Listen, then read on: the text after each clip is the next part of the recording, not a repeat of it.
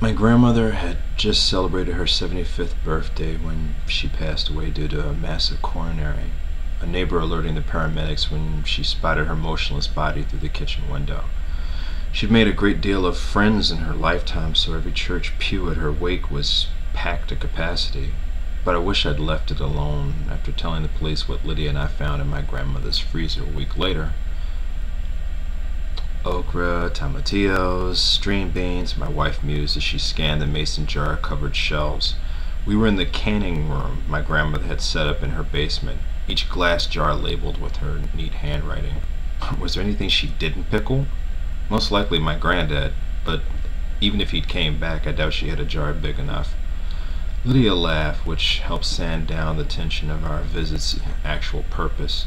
After the funeral, my older brother Irving had suggested that a few of us make a trip to Grandma's to catalog her possessions somehow.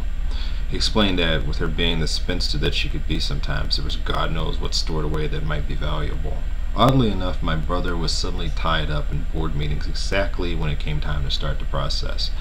Lydia and I vowed to get him the stalest fruitcake we could find when Christmas rolled around. Jerome, you do realize that we're not lugging all these jars to our place, right? You want to have real apricots to pour over your ice cream whenever you want? I'm allergic to apricots, remember? She smirked back at me, brushing a strand of her reddish-brown hair away from her face. Besides, I can't cook worth a damn, and you practically refuse to, even though you're good at it. Irving and me would come here at least once a week after school growing up, Grandma insisting that we learn the basics of cooking. She repeatedly told us that any man that couldn't cook for himself wasn't going to be much use to a woman that could. To this day, my brother is the only person I know that burned ramen noodles. There's always Aunt Sonia, I said, cracking open the basement window. She'd gladly take every last jar. You mean the same Aunt Sonia that refuses to throw anything away and whose house looks like a flea market?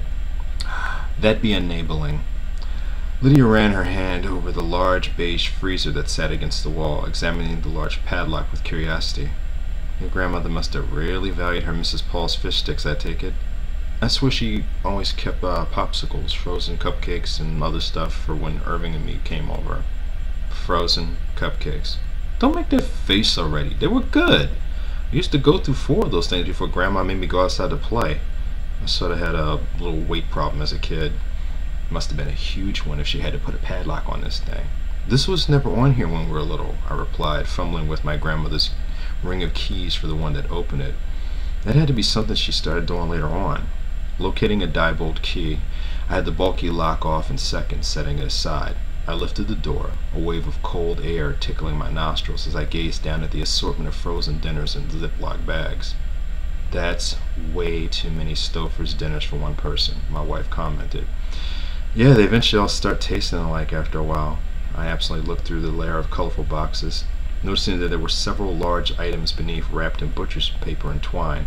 My grandmother had scrawled dates on each one, the oldest being from late Christmas and the most recent merely a month before. If those turn out to be T-bone steaks or ribeyes, Lydia whispered with interest, they're coming with us. Quit salivating, we don't even own a grill.